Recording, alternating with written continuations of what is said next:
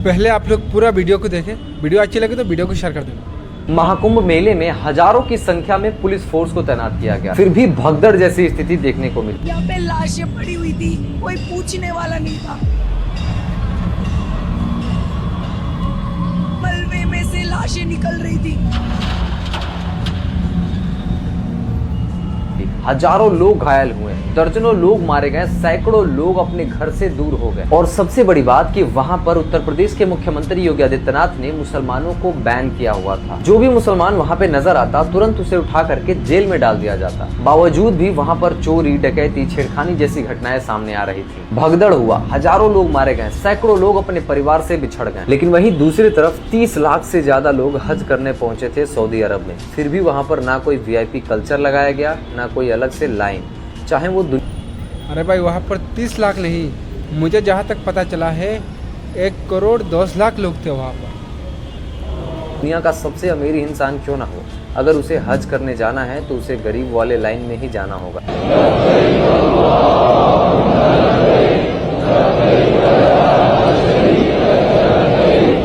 जिस रास्ते पर गरीब चलते हैं उसी रास्ते पे अमीर को भी चलना पड़ेगा। जिस रास्ते पर पुरुष चलते हैं उसी रास्ते पर महिलाओं को भी चलना पड़ता है। लेकिन फिर भी वहां से ना भगदड़ की घटनाएं सामने आती हैं, ना चोरी की, ना डकैती की, जबकि 30 लाख से ज्यादा लोग वहां पे हज करने जाते हैं। और यही कारण है कि 30 लाख से ज्यादा लोग एक पास इकट्ठा होने के बावजूद भी शांति का मिसाल पेश कर पाते हैं। और इसीलिए इस्लाम और इस्लाम के मानने वालों को इतना महान माना जाता है। इनकी महानता साबित करने के लिए किसी हिंदू की माँ बहन को गाली नहीं देनी पड़ती है, ना ही किसी हिंदू को मारना पड़ता है, ना ही किसी हिंदू से नफरत करना पड़ता है, क्योंकि मुस्लिम मानते हैं कि हम अपने धर्म को संस्कार, भाईचारा और इंसानियत से महान बना सकते हैं। उत्तर प्रदेश में योगी आदित्यनाथ ने सड़कों पे नमाज करने से रोक दिया मुसलमानों को, लेकिन वहां सऊदी में पूरा का पूरा देश ही दे दिया गया। आपको इनकी यात्रा में कहीं पे भी नाच गाने नजर नहीं आएंगे, क्योंकि ये लोग इबादत करने जाते हैं। क्या आपने ये जानने की कोशिश की कि आखिर ऐसा होता क्यों है? इसके पीछे का कारण है कि मुसलमान जो हज करने जाता है उसका एक ही मकसद होता है कि अल्लाह मेरी इबादत को कबूल कर। सफेद इहराम में लिपटे लाखों मुसलमान, ना कोई अमीर, ना कोई गरीब,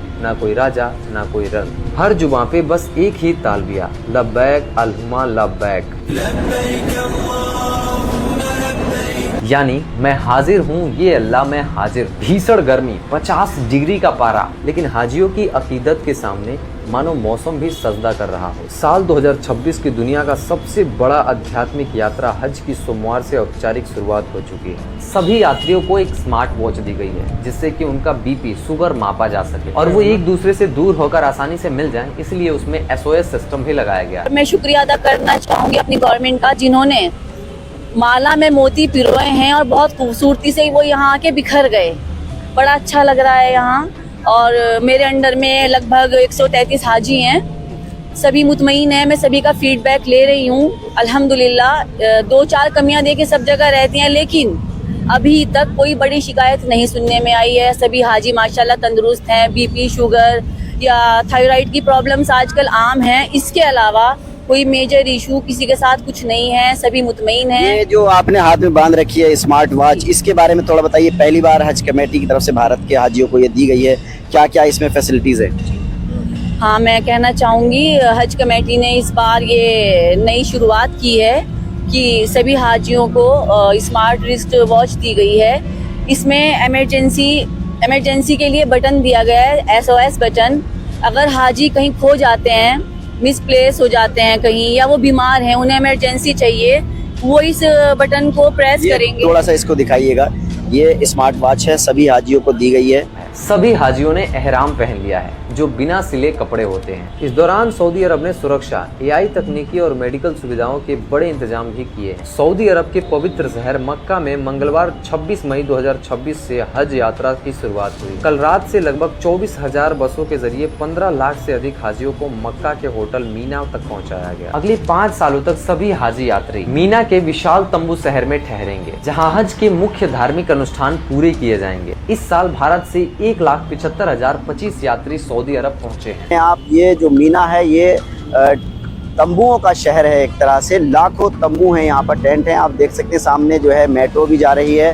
भारत से भी लगभग 1,75,000 हाजी यहाँ पहुँचे हुए हैं। हाजियों के रहने के लिए मीना में 45,000 से अधिक आधुनिक और वातानुकूलित टेंट लगाए गए हैं। इस टेंटों में करीब 24 लाख से 30 लाख लोगों के ठहरने की व्यवस्था है। इसके अलावा बड़ी बड़ी इमारतों में भी हाजियों को ठहरने की व्यवस्था है। इस बार मक्का में कई तंबुओं में सोफा, कम बेड जैसे आरामदायक बिस्तर भी लगाए गए। हज यात्रा का मुख्य आयोजन 25 मई से 29 मई 2026 तक चलेगा। 26 मई को अरफा का दिन होगा, जब सभी हाजी अराफात के मैदान में मौजूद होंगे। इसके अगले दिन 27 मई को सऊदी अरब में ईद उल अजहा मनाई जाएगी, जबकि भारत में बकरीद 28 मई को मनाई जाएगी। भारतीय हज समिति ने इस बार यात्रियों के लिए सुविधा और सुरक्षा के लिए हज सुविधा स्मार्ट वॉच उपलब्ध कराई है। ये घड़ी हार्ट बीट और चलने की गतिविधियों को ऑब्जर्व करती है। जरूरत पड़ने पे मेडिकल सुविधा भी उपलब्ध कराने का काम करती है। इसके जरिए हेल्पलाइन, जरूरी अलर्ट और हज कमेटी की जानकारी सीधे यात्रियों तक पहुंचाई जा सकती है। गर्मी और हीट वेव से बचने के लिए रास्तों पर पानी के फुहर्रे, कूलिंग सिस्टम और एयर कंडीशन शेल्टर बनाए गए हैं। हाजियों को ORS की पैकेट और पानी की बोतलें भी बांटी जा रही हैं। मक्का और पवित्र स्थलों को जोड़ने वाली अल मसायर अल मकदासा मेट्रो ट्रेन सेवा जैसी लाखों सीटें रिजर्व की गई हैं, ताकि यात्रियों की आवाजाही आसान हो। हज इस्लाम के 5 बुनियादी स्तंभों में से एक माना जाता है। हर शारीरिक और आर्थिक रूप से समक्ष मुसलमान के लिए जीवन में कम से कम एक बार हज करना जरूरी माना गया है। ये यात्रा पैगंबर इब्राहिम और पैगंबर मोहम्मद की धार्मिक परंपराओं और शिक्षाओं का पालन करने का प्रतीक है। दुनिया भर से लाखों मुसलमानों का एक साथ एक जगह इकट्ठा होना भाईचारे, सम्मानता और मानवता का मैसेज देता है। मक्का और मदीना में दुनिया भर से लाखों मुसलमान हज करने के लिए पहुंचते हैं। सऊदी अरब में 26 मई से हज की शुरुआत हो चुकी है। करीब 1.7 मिलियन से ज्यादा हज यात्री अराफात की